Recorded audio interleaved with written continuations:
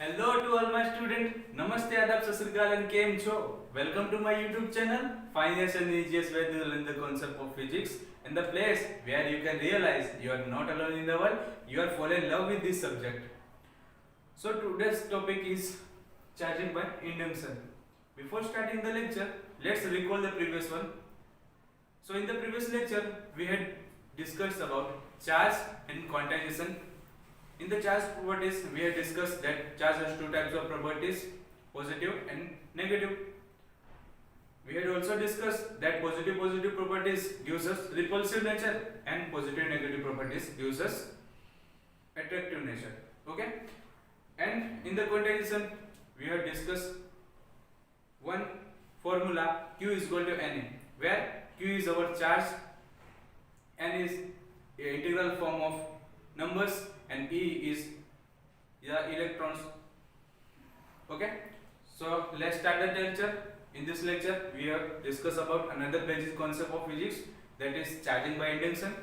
अगर मैं चार्जिंग की बात करता हूँ तो चार्जिंग कितने टाइप से हो सकती है, ये मेरे माइंड में एक क्वेश्चन आता है. तो चार्जिंग की अगर मैं बात करूँ तो चार्जिंग टू टाइप से हो सकती है, एक तो फिजिकल कांटेक्ट के थ्रू और एक विदाउट फिजिकल कांटेक्ट के थ्रू. अगर मैं किसी बॉडी को चार्ज कर रहा हूँ विद अ फिजिकल कांटेक्ट तो उसे हम बोलेंगे कंडक्शन, और अगर मैं किसी बॉडी को विदाउट फिजिकल कांटेक्ट के थ्रू चार्ज कर रहा हूँ तो उसे हम बोलेंगे इंडक्शन. सो राइट करते हैं. Charging has two types.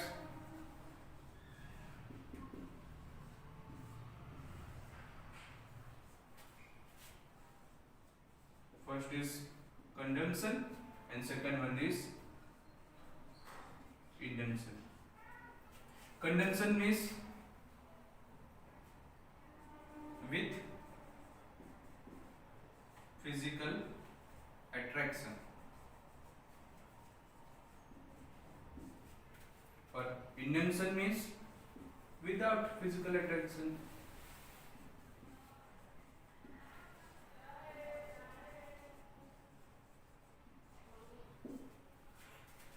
इसे अच्छे से समझने के लिए लेट्स टेक एग्जांपल.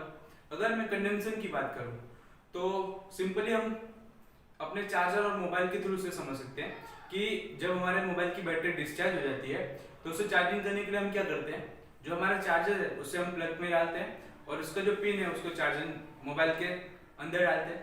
तब हम क्या देखते हैं कि जैसे हम स्विच देखते हैं तो टर टर टर करके हमारे जो इलेक्ट्रॉन्स है वो मोबाइल के अंदर आने शुरू हो जाते हैं और हमारा मोबाइल जो है वो चार्ज होना स्टार्ट हो जाता है. सो ऐसे चार्जिंग को हम बोल सकते हैं कि वो है द फॉर्म ऑफ कंडक्शन, वो एक कंडक्शन फॉर्म है. तो इसके एग्जांपल के रूप में हम देख सकते हैं कि simple charging in mobile phone, charging in phone.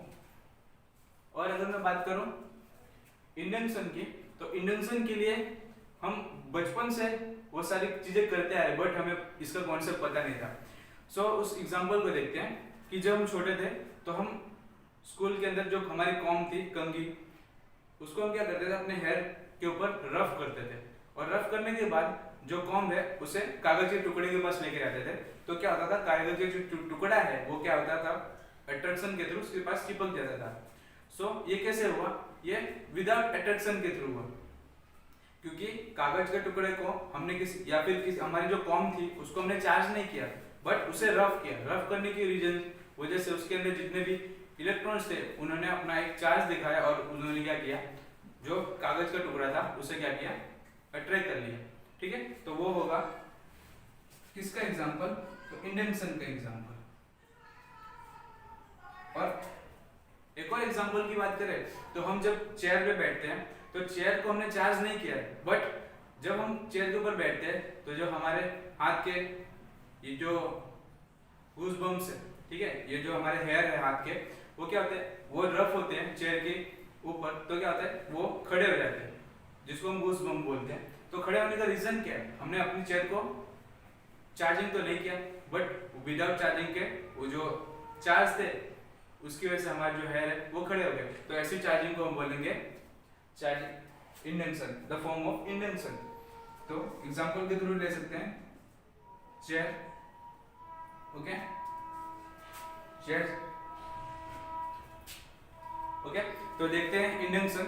But अभी हमारे बुक के एनसीईआरटी बुक्स के अंदर ऐसे सारे एग्जांपल्स को नहीं देखना है, ये जो टॉपिक है उसे देखते हैं कि चार्जिंग बाय इंडक्शन के अंदर आता क्या है।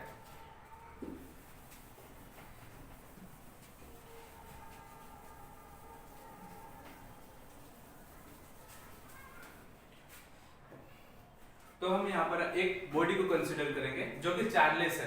अब अगर मैं चार्जलेस बॉडी की बात करूं तो चार्जलेस बॉडी के अंदर मैं कहूं तो क्या उसके अंदर इलेक्ट्रॉन प्रोटॉन्स होंगे? हाँ या ना? तो हाँ आंसर आएगा ना, हाँ उसके अंदर इलेक्ट्रॉन प्रोटॉन्स होंगे।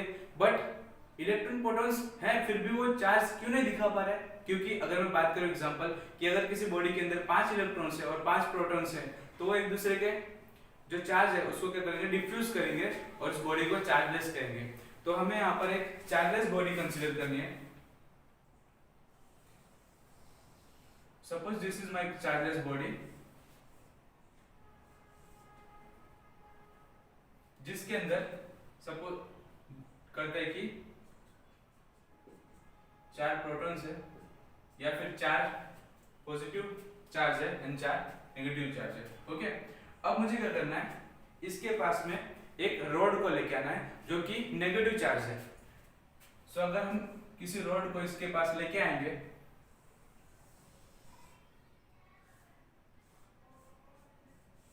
तो क्या होगा, नेगेटिव पोटेंशियल की जो रॉड है वो क्या करेगी, चार्ज की प्रॉपर्टीज के हिसाब से हमने क्या देखा चार्ज की प्रॉपर्टीज की जो पॉजिटिव चार्ज रहेंगे वो क्या करेंगे, एक दूसरे को रिपल करेंगे, मतलब वो एक दूसरे को धकेलेंगे दूसरी ओर, और पॉजिटिव और नेगेटिव जो चार्ज रहेंगे वो एक दूसरे को अट्रैक्ट करेंगे। तो यहाँ पर जो माइनस चार्ज है वो क्या करेगा, पॉजिटिव चार्ज को अट्रैक्ट करेगा और नेगेटिव चार्ज को रिपेल करेगा। अब हमें थर्ड केस के अंदर क्या देखना है कि अगर मैं इस बॉडी को अगर मैं ग्राउंडिंग कर दूं, इस बॉडी को मैं ग्राउंडिंग कर दूं तो क्या होगा, तो ये जो हमारा रोड नेगेटिव पोटेंशियल का है वो क्या करेगा, पॉजिटिव चार्ज को अपनी ओर पकड़े रखेगा बट नेगेटिव चार्ज को वो ग्राउंडिंग के थ्रू अर्थ में भेज देगा। Because earth is a ocean of charges. Earth को अगर हम बोले तो हमारी जो धरती माता है वो क्या है, बहुत ही प्यारी है, वो सभी को अपने अंदर ग्रहण कर लेते हैं। इसी हिसाब से वो इलेक्ट्रॉन्स को भी क्या करेगी, अपने अंदर, इसको बोल सकते हैं ओशियन ऑफ, या so our earth is ocean of charge. तो अर्थ क्या करेगा कि जो हमारे नेगेटिव चार्जेस हैं उनको क्या करेगा, अपने अंदर समावेश कर लेगा, अपने अंदर ले लेगा, जिसकी वजह से अब जो हमारी बॉडी है वो हमें क्या मिलेगी, ओनली पॉजिटिव नेचर की मिलेगी। तो इस टाइप की चार्जिंग को हम बोलेंगे चार्जिंग बाय इंडक्शन। यहाँ पर किसी भी प्रकार का फिजिकल कांटेक्ट हुआ नहीं, हम देख ही सकते हैं, हमने रोड को उसके पास लेके आया, ना कि उसके साथ में टच किया, मतलब विदाउट फिजिकल कांटेक्ट थ्रू मुझे एक चार्ज वाली जो चार्जलेस बॉडी थी उसको हमने क्या किया, चार्ज किया। तो ये जो टॉपिक है वो इस बार सिलेबस में रखा नहीं गया है, बट इसके थ्रू हमें एग्जांपल्स आते हैं जो कि जेडब्ल्यू एंड नीट में काफी यूजफुल होते हैं। तो ये जो टॉपिक है वो उतना ज्यादा इंपॉर्टेंट नहीं है बट उसके एग्जांपल्स ज्यादा इंपॉर्टेंस है। तो चलो एग्जांपल्स को देखते हैं।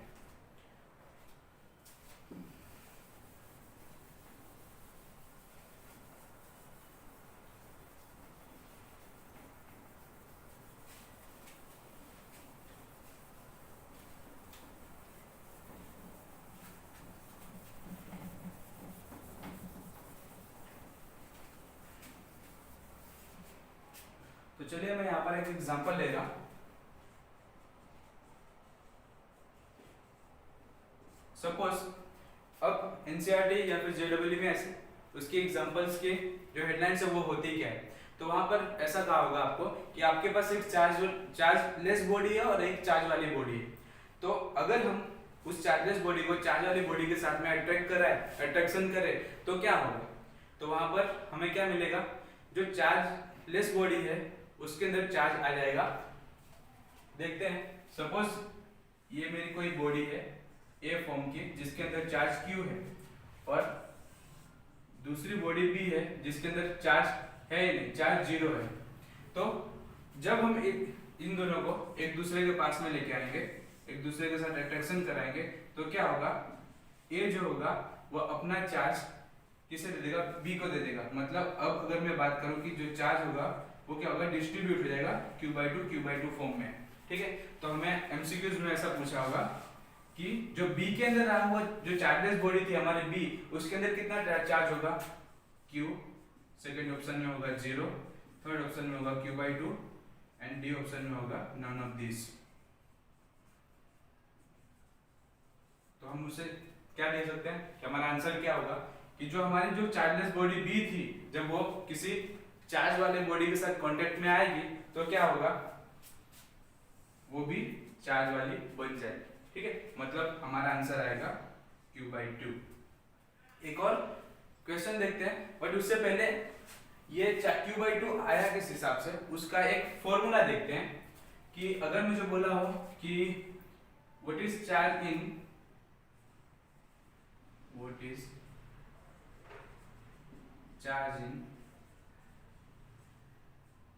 चार्जलेस बॉडी, सो उसके लिए मेरे पास फॉर्मूला है क्या, कि sum of total body charge, sum of total body charge divide by total number of bodies.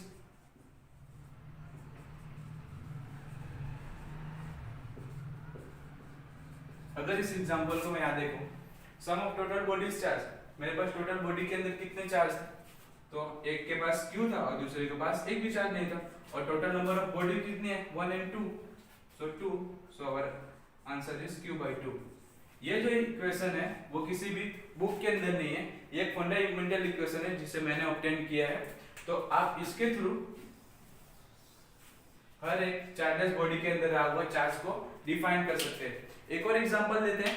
Suppose मेरे पास 3 बॉडीज है। अनदर एग्जांपल, सपोज मेरे पास 3 बॉडीज है। फर्स्ट बॉडी जो कि है वो 2Q चार्ज वाली है, सेकेंड बॉडी B जो है वो Q चार्ज वाली है, एंड थर्ड बॉडी जो है वो चार्जलेस है। तो अब अगर मुझे ऐसा पूछा जाए कि इन दोनों का एक दूसरे के पास में अट्रैक्शन कराया जाता है और उसे वापस से बाहर निकाल दिया जाता है, तो इनके अंदर रहा हुआ चार्ज क्या होगा। ठीक है, तो इसके अंदर रहा हुआ चार्ज है तो हम इसे वापस से देख सकते हैं। एग्जांपल 2, इसका आंसर देखें तो number of sum of total number charge body, तो यहाँ पर टोटल नंबर चार्ज कितना होगा, 2Q + Q + 0। अब यहाँ पर ज्यादातर जो स्टूडेंट्स हैं वो गलती क्या करते हैं कि यहाँ पर वो सिर्फ 2 बॉडी को कंसीडर करते हैं, बट चार्जलेस बॉडी को कंसीडर नहीं करते हैं। वो गलती हमें नहीं करनी है। यहाँ पर नंबर ऑफ बॉडीज कितनी है, 1 2 3, सो डिवीजन में हम लिखेंगे 3, सो 2Q and 1Q, that is 3Q/3, so we can get Q। सो अभी ये सारी बॉडी को एक बार अट्रैक्शन में लाने के बाद में अगर मैं सेपरेट करूंगा तो सारे के सारे बॉडीज के अंदर रहा हुआ जो चार्ज होगा वो क्या हो जाएगा, Q Q and Q form. या फिर आपको ऐसा पूछा जाए कि चार्जलेस बॉडी के अंदर रहा हुआ चार्ज क्या होगा, तो वो होगा चार्जलेस बॉडी ऑफ चार्ज